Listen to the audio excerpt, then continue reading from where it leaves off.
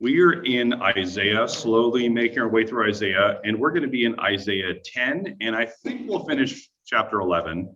We started chapter 10 last week, and I said pretty much that I emphasized pretty much the main point I think that God would have us to see from there. So we can revisit it a little bit, but I think the point's basically been made, and everyone remembers everything from last week because it was so impactful, right? Life-changing. So I don't need to go over it too much. That was a joke. Okay, so Isaiah chapter 10. He has just finished talking about his judgment on Israel, and his judgment on Israel is that the Assyrians are going to come and almost conquer Israel. And Isaiah is prophesying mainly to the guys in the southern kingdom. There was one kingdom, unified kingdom, under David and then Solomon. And when did the kingdom break into two? This is a quiz. Samuel, when did the kingdom break into two? Rehoboam, Solomon's son, split it. Yeah. So in 1 Kings chapter 10, this one nation that was supposed to love God and worship him, and all it's split apart into two.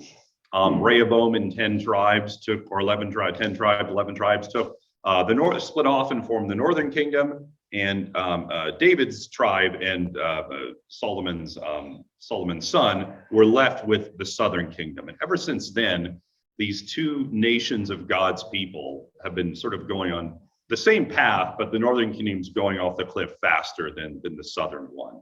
Isaiah is preaching to the southern kingdom, and what we've been obsessed with so far for the last few chapters is that the northern kingdom and Syria, which is not Assyria, but it's different. So the northern kingdom and Syria have formed this alliance together, and they're attacking they're attacking the southern kingdom. And Ahaz, who's the king, is very distraught, very distressed.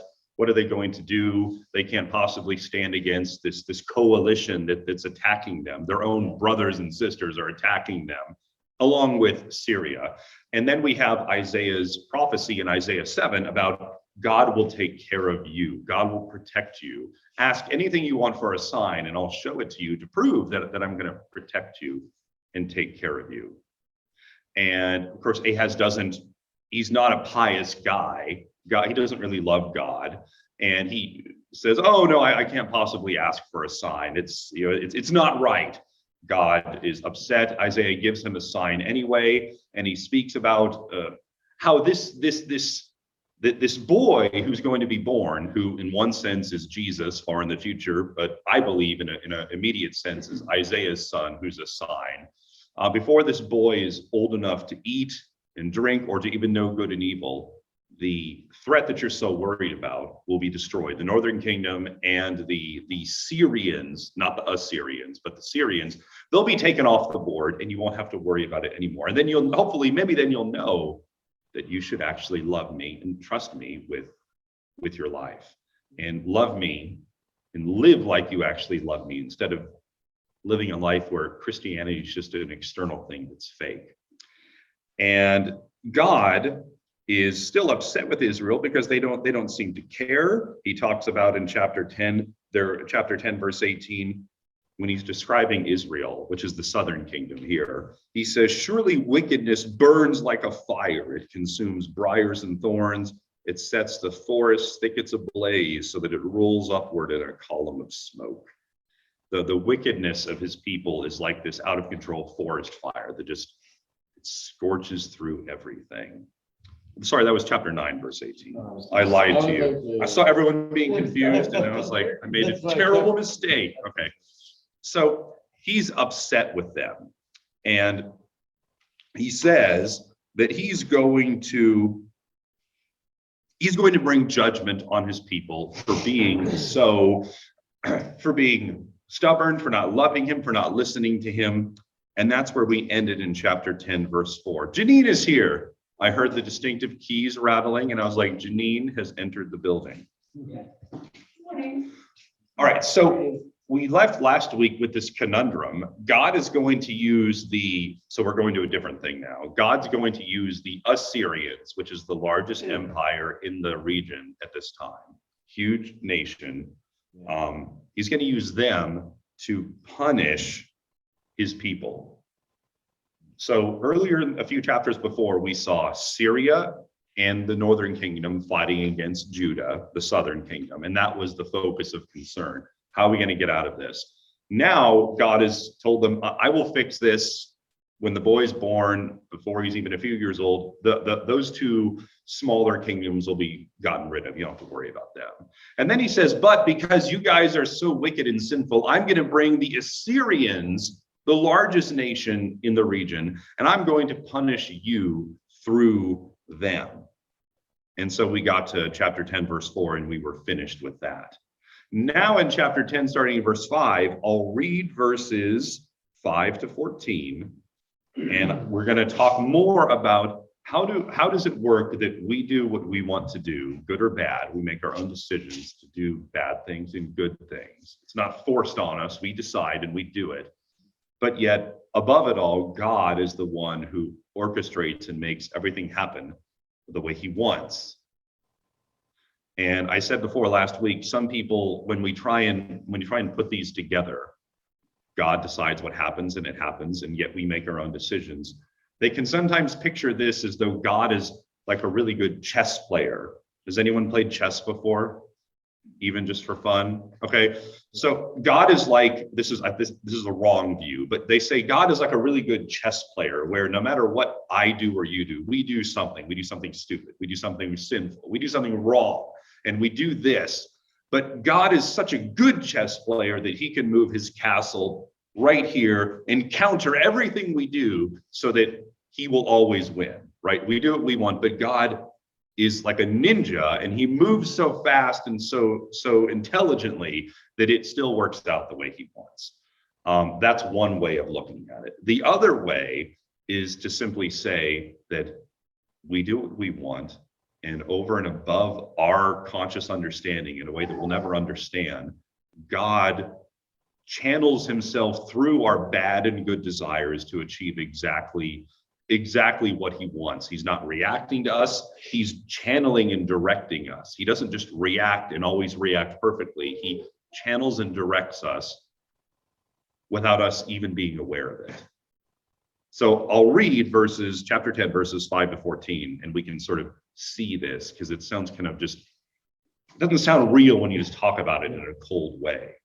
But he's going to send the Assyrians to punish Israel, but yet now he says this.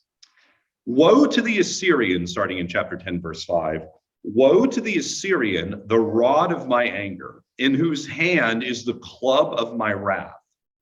I send him against a godless nation, Israel. He's going to use Assyria as his instrument. He's going to send them against a godless nation, his own people who don't love him. I dispatch him against the people who anger me, to seize loot and snatch plunder, and to trample them down like mud in the streets. But this is not what he intends. This is not what he has in mind. His purpose is to destroy, to put an end to many nations. Are not my commanders all kings, he says? He asks. Alec has joined us. Let's see. Are not my commanders all kings, he asks in verse 8. Has not Calno fared like Carchemish? Is not Hamath like Arpad, and Samaria like Damascus?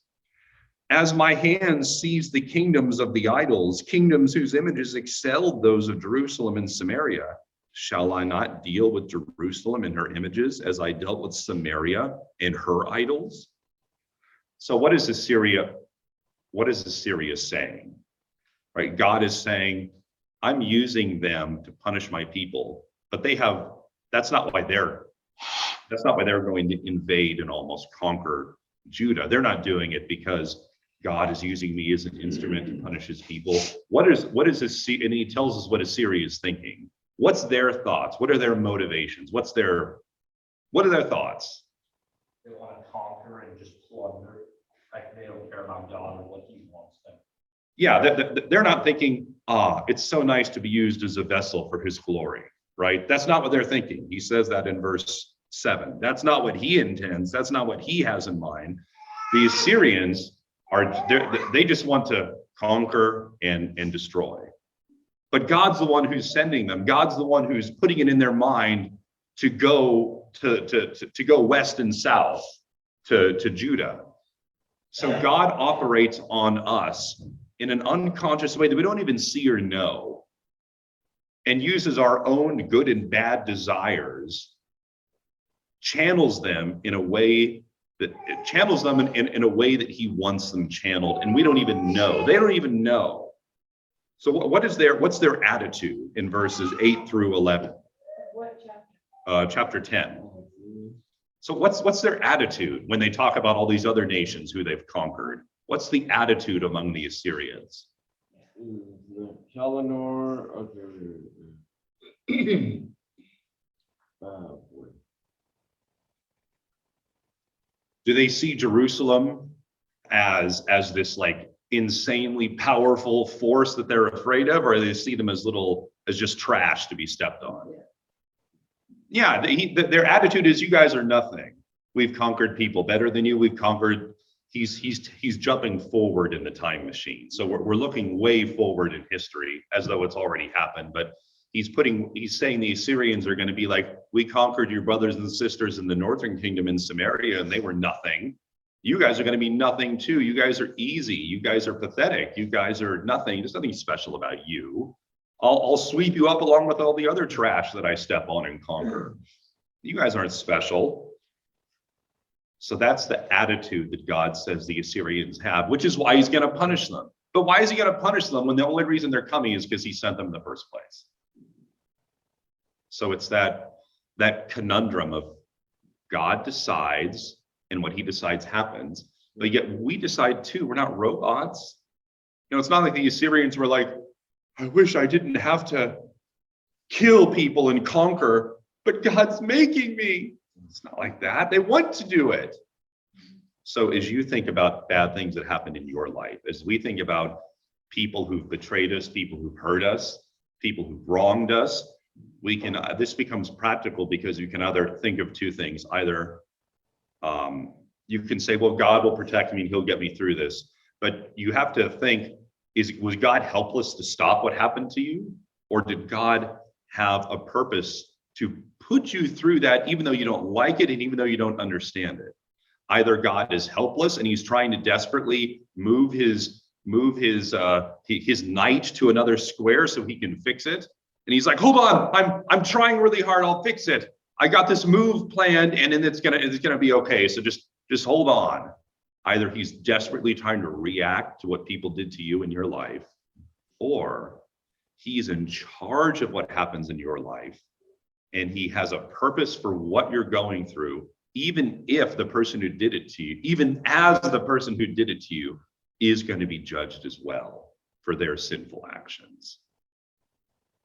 So we either have a God, if you're a Christian, you either have a God that is in control of what happens in your life, and because he's God and he's good and we know his character, there's a good and holy purpose for it, even when we don't like or understand it. Or we have a God who just desperately tries to make things work. And even though he's really good at it, he reacts to things that people do. And you just have to wait for him to make his judo move and fix it so things can work out well for you. Those are two really different views of God. And instead of thinking this of an abstract philosophical way, when we look at the Assyrians and what he's going to do to the Assyrians, it becomes really real. It becomes real because you can see it. You see it with Judas as well, like I mentioned last week. So verses 13 to 14, 12 to 14, he goes on the same line. And if anyone has anything, just interrupt and speak, and we can talk about anything you guys want. He says, chapter 10, starting in verse 12, when the Lord has finished all his work against Mount Zion and Jerusalem, after the Assyrians have punished them and executed his judgment, he will say, I will punish the king of Assyria for the willful pride of his heart and the haughty look in his eyes. For he says, by the strength of my hand I've done this, and by my wisdom, because I have understanding. I removed the boundaries of nations. I plundered their treasures. Like a mighty one, I subdued their kings. As one reaches into a nest So my hand reached for the wealth of the nations. As people gather abandoned eggs, so I gathered all the countries. Not one flapped a wing or opened its mouth to chirp. So it's like all like, it sounds like Nebuchadnezzar in Daniel chapter 4 with this pride and arrogance where he's very full of himself. And he says, all these nations are these helpless little chicks just mewing in their little nest. And he just comes in and snatches them up and wrings their neck or throws them off a cliff or whatever. You know, they're all helpless before me. I am powerful. They're nothing. Isn't it amazing to be me? Sort of thing. And this verses 15 to 19, verse 15 is one of the most, I've always thought it's one of the most powerful passages about God and us because of what it says. 15, yeah. Does the axe raise itself against the person who swings it? Or the saw boast against the one who uses it?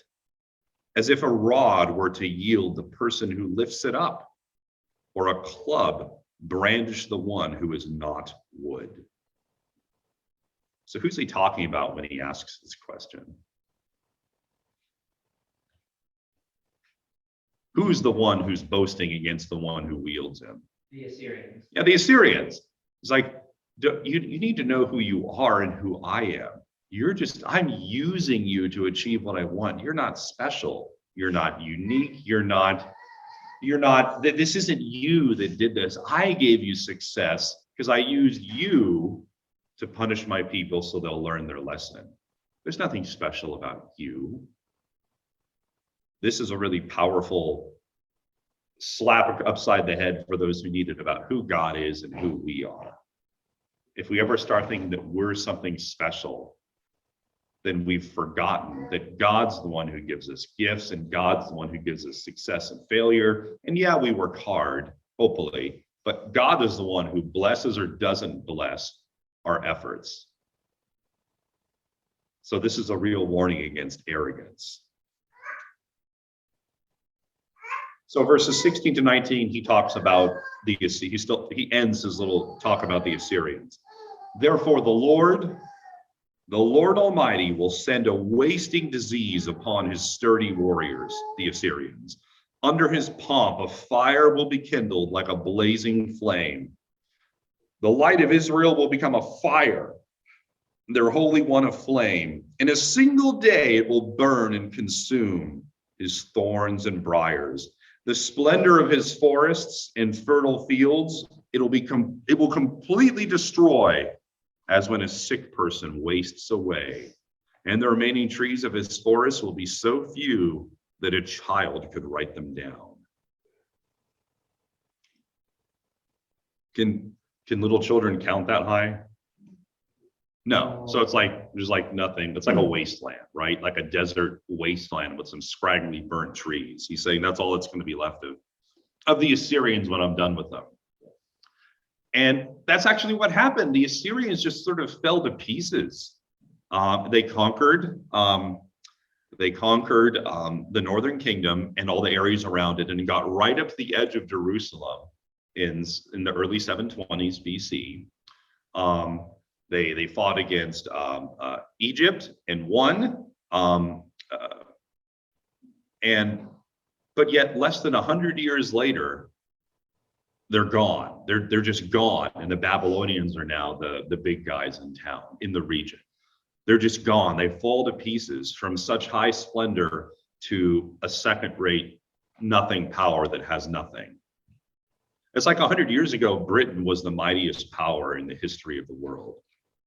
You know, largest navy.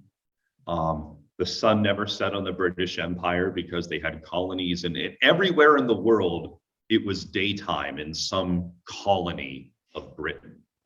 All over the place, incredibly wealthy, the most powerful nation probably in the entire world, and had been for about 100 years. And now, what is Britain? It's a regional power. They have 2 aircraft carriers. They have a tiny army. There's nothing wrong with that, but how fast can things change in 100 years? things can change so completely. People wouldn't believe it if in 1922 you said that in 100 years, Britain will be a regional power with a tiny navy that is a player in Europe, but has no real influence or ability to project force around the world at all. It'd be unthinkable, but 100 years is a long time and things can change fast. So Assyria is so big and powerful, but in 605, it's the Babylonians who conquer Judah and drag Daniel and all the other folks along with him off to Babylon. It's the Babylonians who destroy Jerusalem 20 or so years later in 586. So things change fast. It's not really that long, but we can forget that 100 years isn't a long time. Even in our own lifetimes, you think of, like, depending on how old you are, you think of when Reagan was in office, it's 40 years ago. You're like, how can that be?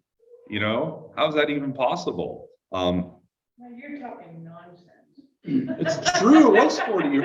It was morning in America 40 years ago. 40 years ago. Watergate was 50 years ago. 50 years.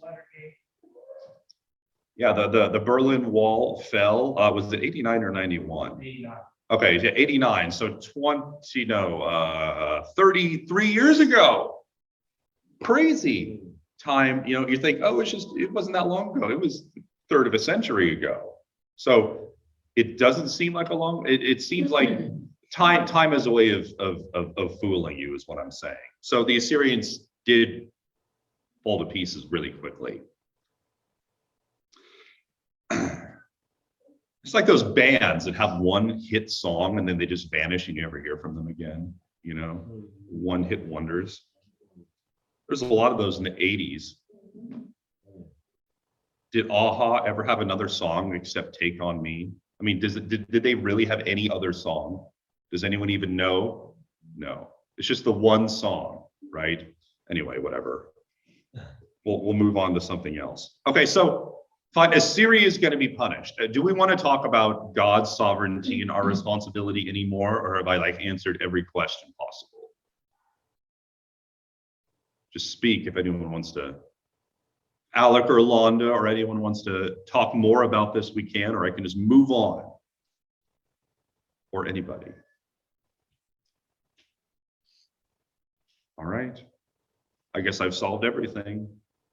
If you want to read, I've said this before, if you want to read a book about this that's small, like 120 pages and written for normal people without 500 footnotes and all sorts of weird, obtuse writing styles, read a book called Evangelism and the Sovereignty of God by James Packer, or J.I. Packer. I don't know why theologians like to just use initials for their first names to make themselves sound cool, but James Packer. He's a British author. He's passed away now. It's a really good book, 120 or so pages, and it talks about this exact conundrum, and it does it in a really helpful way. So if you're interested, that book is good. I think Kim actually checked it out from the library 3 years ago, and I saw it at her house. So if you were hoping to find it at the library, you're out of luck.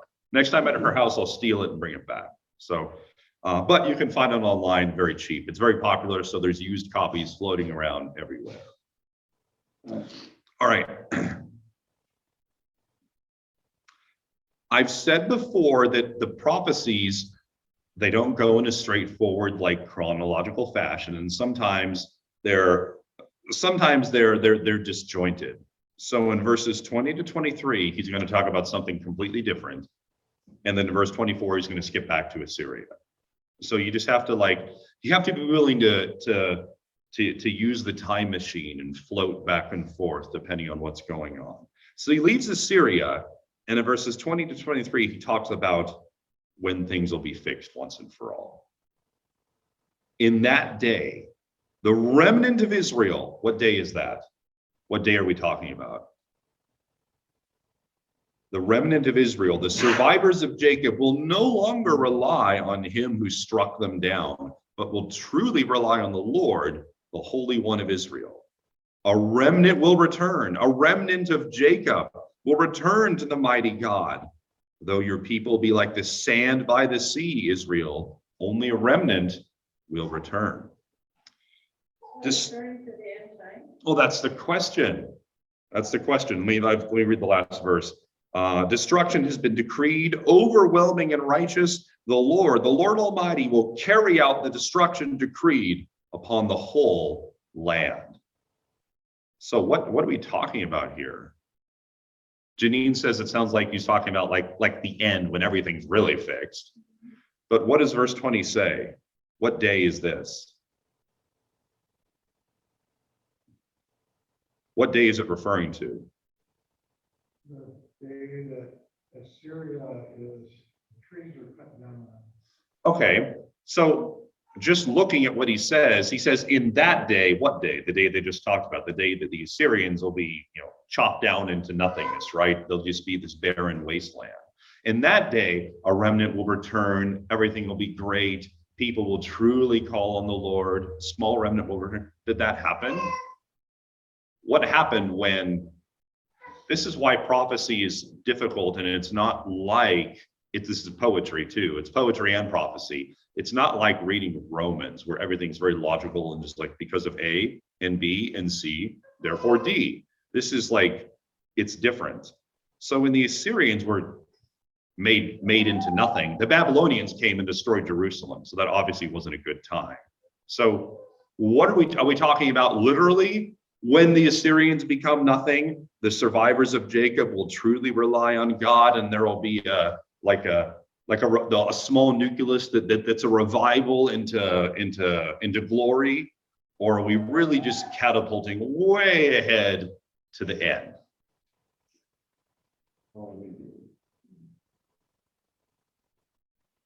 What do you guys think? Well, the people from Judah came back from Babylon. The people from the northern kingdom never did. Okay. Yeah. So Tim said, Tim's talking about the return from exile, right? The Babylonians did come after the Assyrians, and they carted tons of people off to exile, destroyed the temple. But then people did come back, Ezra, Nehemiah, caravans. There's like some waves of people coming back through different decades. So they did come back.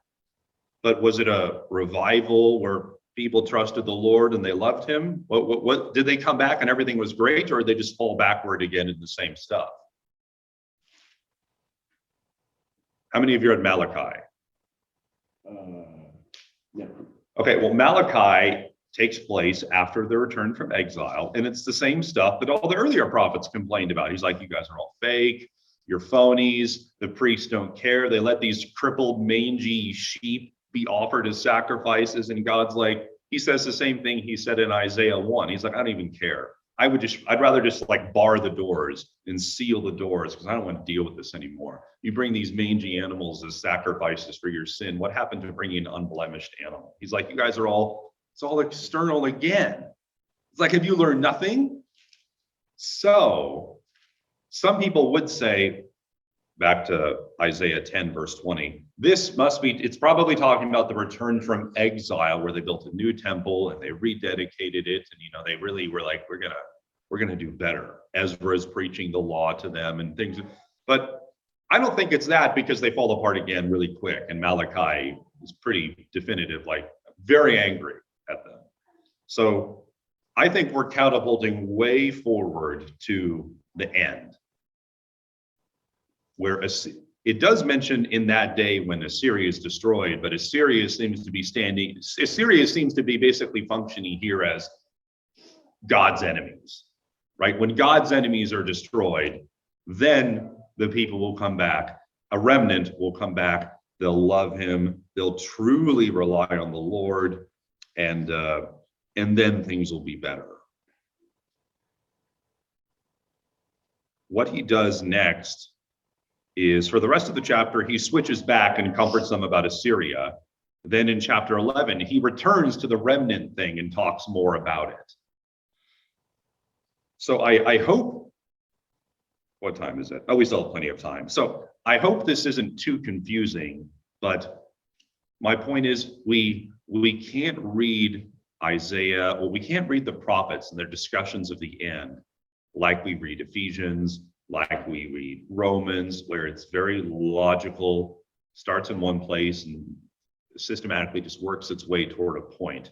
You have to, a lot of it's poetic, so you have to say, I know it says that when Assyria is destroyed, then these good things will happen. But after Assyria was destroyed, the good things didn't happen. So we seem to be telescoping. It's like when you're in Yelm, and when you're driving down the main street in Yelm, you can see Mount Rainier, right? It looks like it's right there. You can just look and it looks like, it's not far. But what you can't see are all the twists and turns and hills and valleys between where you are and where Mount Rainier is. There's still a ton of distance. It doesn't look like it because it's right there, but you still have like an hour before you get to the park entrance. And so what we see in Isaiah 10 and in prophecy a lot is Assyria is destroyed, and then looking just straight toward Mount Rainier, it's all going to be better. But that is true, but there's a lot of stuff that's going to be happening between when Assyria is destroyed and when the remnant returns and truly knows God and everything is fixed. There's a bunch of stuff in there that is talked about elsewhere, but here he's just trying to give them the look at the mountain. It's right there. I know it's 50 miles away, but it's right there. You can see it. You can see the snow on it. It's right there to give them hope that the journey's almost done. Anyone have any thoughts or questions or anything? Discussion. Everyone's so quiet. Everyone's so quiet today. Every time we're not around the table, no one speaks. Except Aries. She speaks. Okay. I'm going to skim through the rest of chapter 10. What he does now, starting in verse 24, is he has gotten into the time machine and skipped way, way, way forward to when his people will come back and truly love the Lord. Now in verse 24, he gets in the time machine and he goes all the way back to the present day, to Isaiah's present day, like where Isaiah is actually living. And he tells them, my people who live in Zion, do not be afraid of the Assyrians. He goes on and warns them again, they're going down. You don't need to worry about them. They're all going to be destroyed and gone away. And in verse 33 to 34, the last two verses of the chapter, he goes back to this tree metaphor again, where it's like he just lops the top off this huge tree, and that's what Assyria is like. Like picture a piece of broccoli where you just bite the head off of it, and there's nothing left but this little stalk. That's what's going to happen to Assyria, totally annihilated. See, the Lord Almighty, will lop off the boughs with great power. The lofty trees will be felled, the tall ones will be brought low. He'll cut down the forest thickets with an axe. Lebanon will fall before the mighty one.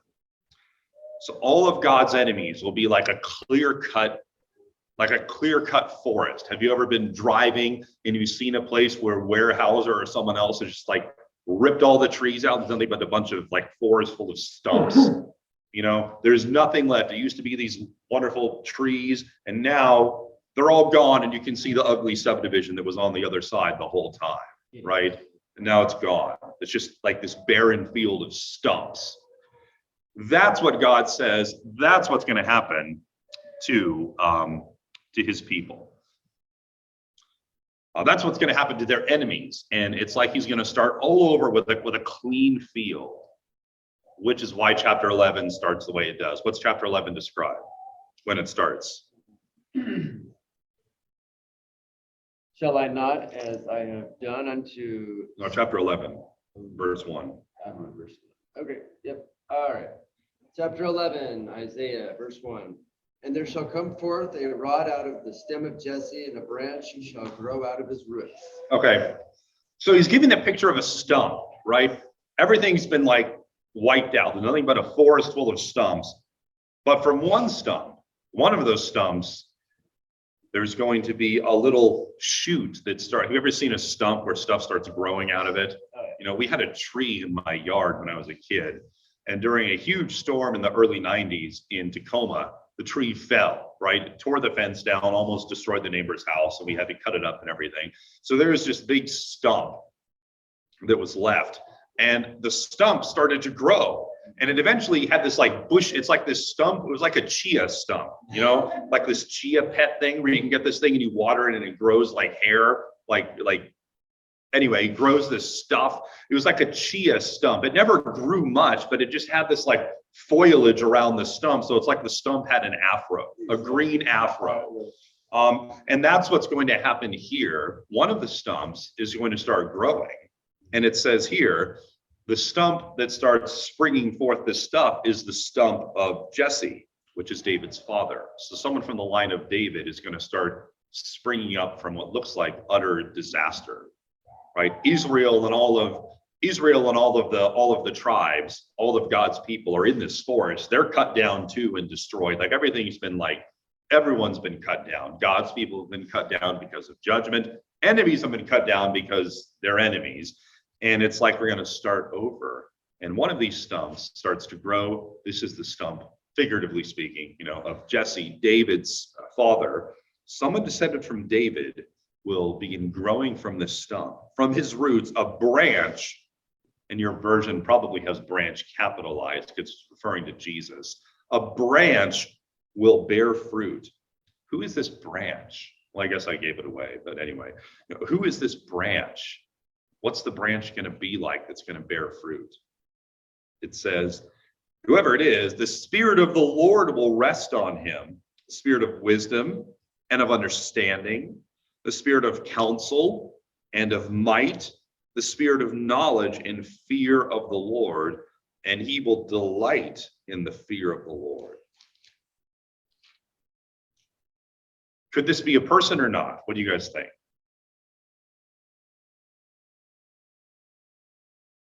Is it a normal person or is it someone else? It's Jesus. How do you know it's Jesus? He will strike the earth with the rod of his mouth, with the breath of his lips, he will slay the wicked. Okay, well, that's not fair because you skipped ahead. But anyway, yeah, so at first you could think, well, we're describing maybe a really good king, right? Maybe God will find like a new David who's really a good guy and it doesn't make David's mistakes, right? Maybe this is just a really good person.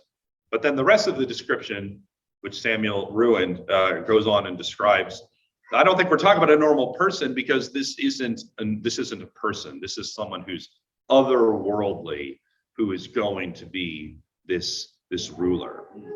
He will not, verse 3, chapter 11, verse 3, he will not decide by what he sees with his eyes or decide by what he hears with his ears. But with righteousness, he will judge the needy. With justice, he will give decisions for the poor of the earth. This isn't someone who can be fooled or manipulated by what he's told, like all of us can be. All of us have been fooled at one time or another. Sometimes we still get fooled by people who we trust, or people who are just wrong and who we believe mistakenly, right? He's not gonna, whoever this person is, he's not going to be fooled by bad information. With righteousness, he will judge the needy. With justice, he'll give decisions for the poor of the earth. He'll strike the earth with the rod of his mouth. With the breath of his lips, he'll slay the wicked.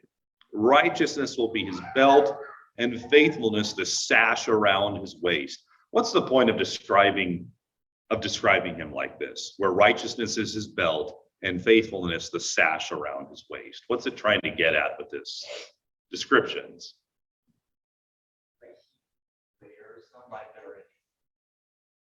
Like he wears these virtues like faithfulness, righteousness.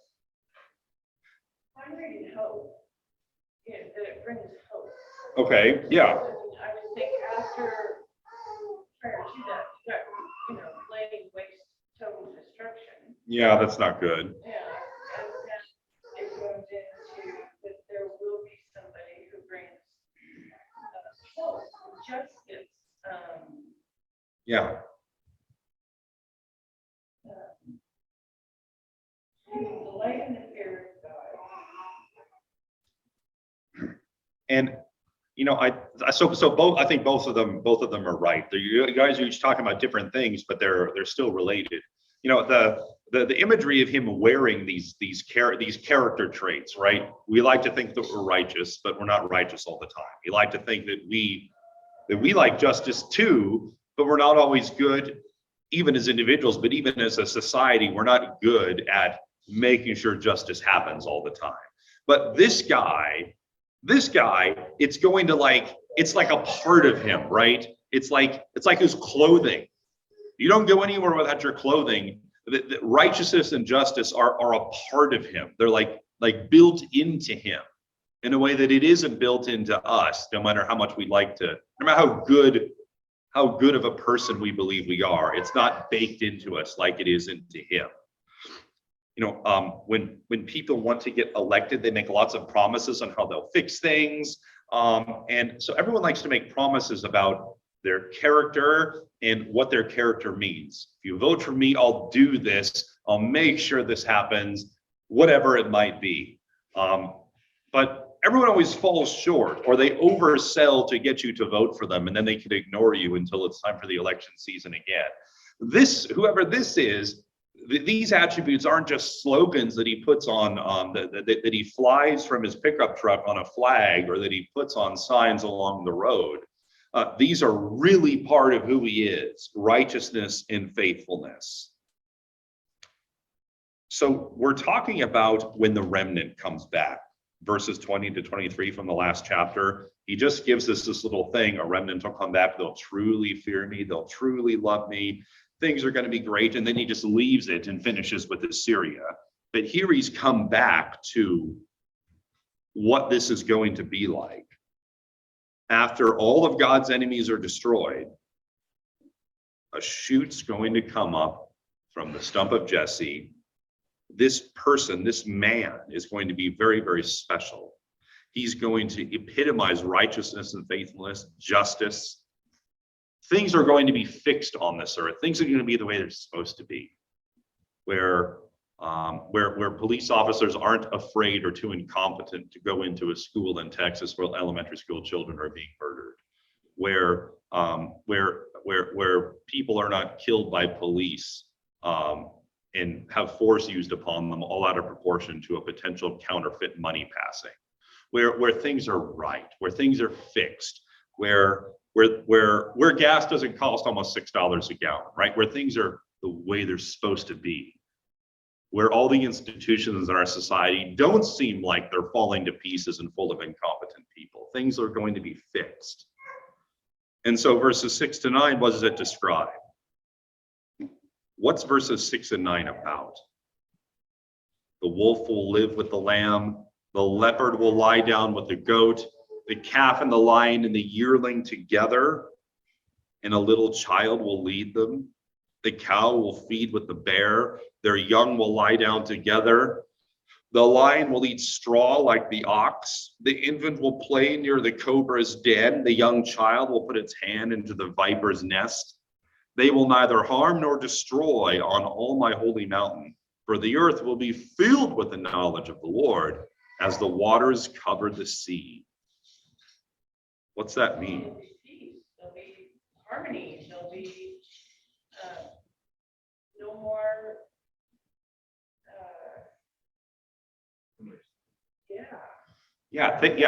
Things will be fixed. And not just that, not just things will be fixed, but things will stay the same, but yet be fixed. Everything's going to be changed. It's like he's giving a picture of going back to the way things are supposed to be in Genesis 1 and Genesis 2, right?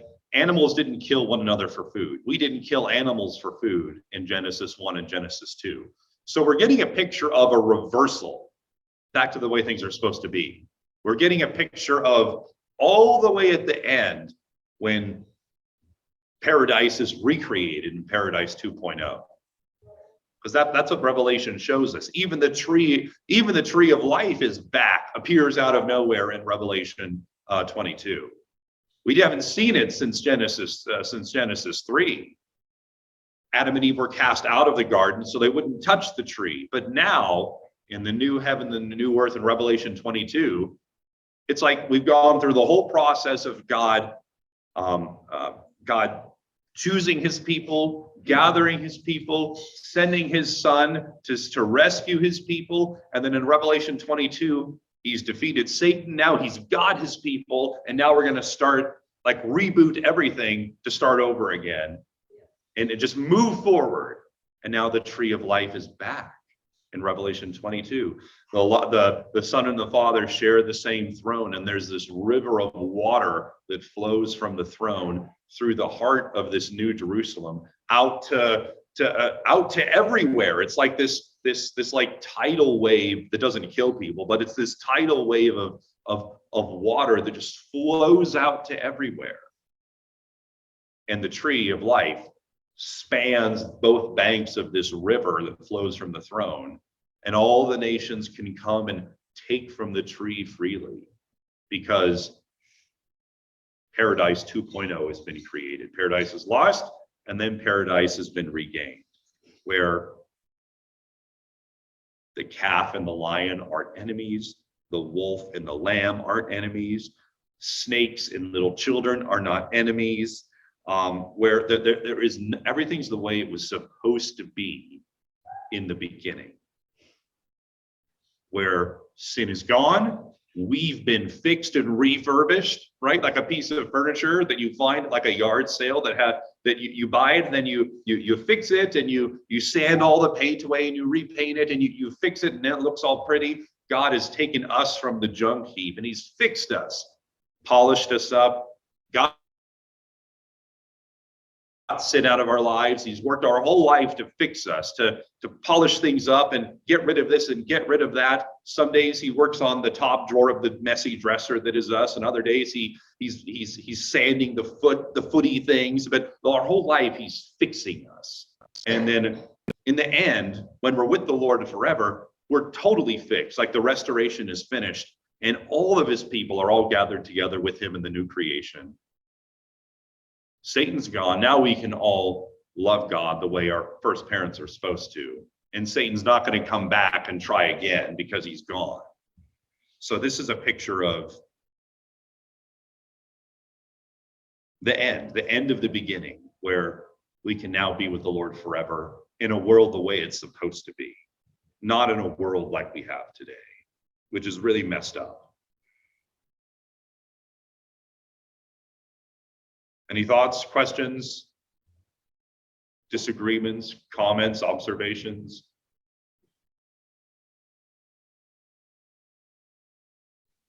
Crickets. All right, fine. So, Well, they have to wait, yeah, just like we're happy, you know. Look at now. yeah, I don't think I'm alone in that, but. yeah. I guess that gives you hope for something.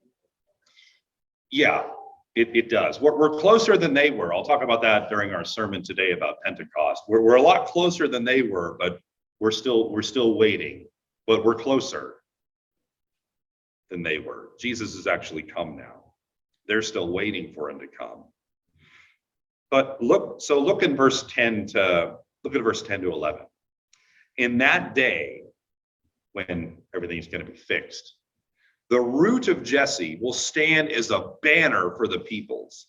The nations will rally to him, and his resting place will be glorious.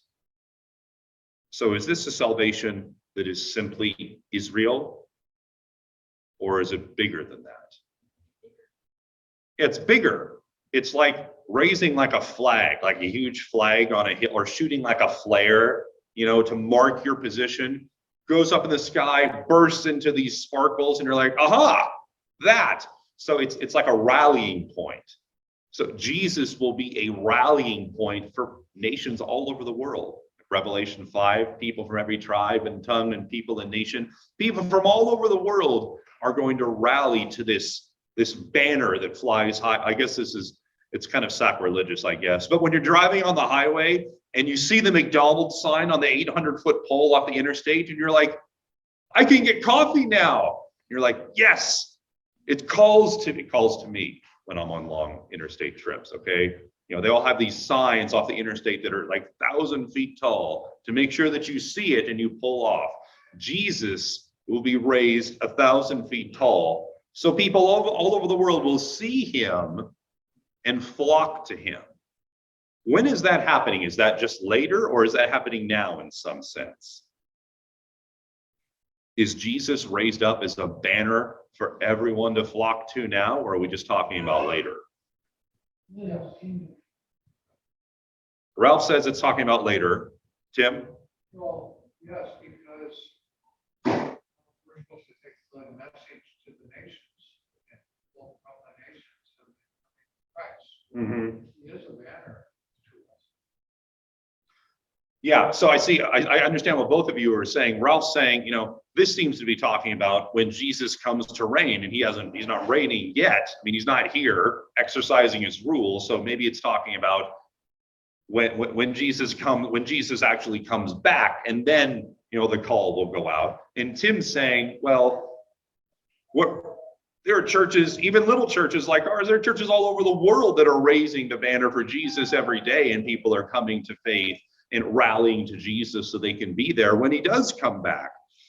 Prophecy, it's the telescoping thing. Prophecy in some cases talks about really specific instances, but in other cases, it sort of melds two things together in a way that you really can't delineate, that you really can't cut apart. For my money, I think we're talking about both. I think we're also talking about now, about Jesus is raised up, and for everyone in the world to come to now. And it's also talking about in that day as well. So verse 11, in that day, the Lord will reach out his hand a second time to reclaim the surviving remnant of his people. Now we're talking about him gathering Israel, his people from the old covenant, from Assyria, from Lower Egypt, from Upper Egypt, from Cush, from Elam, from Babylonia, from Hamath, and from the islands of the Mediterranean. He's going to gather the nations, and he's going to gather his people back. He'll raise a banner for the nations and gather the exiles of Israel. He'll assemble the scattered people of Judah from the four corners of the earth. Ephraim's jealousy will vanish. Ephraim is a pet name for the northern kingdom. Their jealousy will vanish, and Judah, the southern kingdom's enemies, will be destroyed. Ephraim will not be jealous of Judah, nor Judah hostile toward Ephraim. They'll swoop down on the slopes of Philistia to the west. Together they'll plunder the people to the east. They'll subdue Edom and Moab, and the Ammonites will be subject to them. The Lord will dry up the gulf of the Egyptian sea. With a scorching wind, he'll sweep his hand over the Euphrates River. And this imagery is important, and then we'll finish. He'll break it up, the big Euphrates River. He'll break it up into 7 streams so that anyone can cross over in sandals. There will be a highway for the remnant of his people that is left from Assyria, as there was for Israel when they came up from Egypt. What is that? What's that picturing? In verse 16. What does he say he's going to make for all his people to come home? What's he going to make? A highway. So this imagery is also in Isaiah 35. This picture, I don't want to dwell on the precise details, but just it's the picture, a barren, like how are you going to find your way home, right? There's mountains, hills, and valleys. What God is saying, he's going to put a 12-lane interstate cutting all through the wilderness, and all you have to do is get on the interstate and just walk west, and you'll get right to God. He'll make a way home for his people, and he's showing you this by picturing like a 12-lane interstate. As long as you can get to that interstate, he's paved the way for you to come home. He's going to make it so his people can get home by giving them a path to follow to get there. And I think that's really what we need to get. He's just saying that I'm going to provide a way for all my people to finally and truly come home. So wherever they are in the world, they can find an on-ramp and get onto that highway and join everyone else who's on the highway from wherever they came from, and we can all march together and march home to be with the Lord. And if you want to skip ahead later, today, tomorrow, read Isaiah 35, and it talks about the exact same thing. In Isaiah 35, it says, we'll all march home singing songs as we march to Zion on this highway together. And that's how he ends. And that's why in the next chapter, which I'm not going to do today, it's a song of praise, because he's going to make a highway for everyone to march on to get home to him. We can sing praises to God in joy because of what he's done for us. So, and I actually forgot to pray at the beginning, so I'm surprised God didn't strike me down, but we'll pray now because it's 10:30, so let's pray. Dear Lord, we come to you today in Jesus' name. Help us to be grateful for your promise of mercy and grace, even in the face of rebellion and disobedience. Help us, as we're all disobedient and rebellious at different seasons, at different times of our weeks and days and months. Help us to trust in your grace and mercy, and give us assurance that we have the same hope and that we can hold on and wait for you to make good on your promises while we wait for your Son to return for us. In Jesus' name we pray, amen.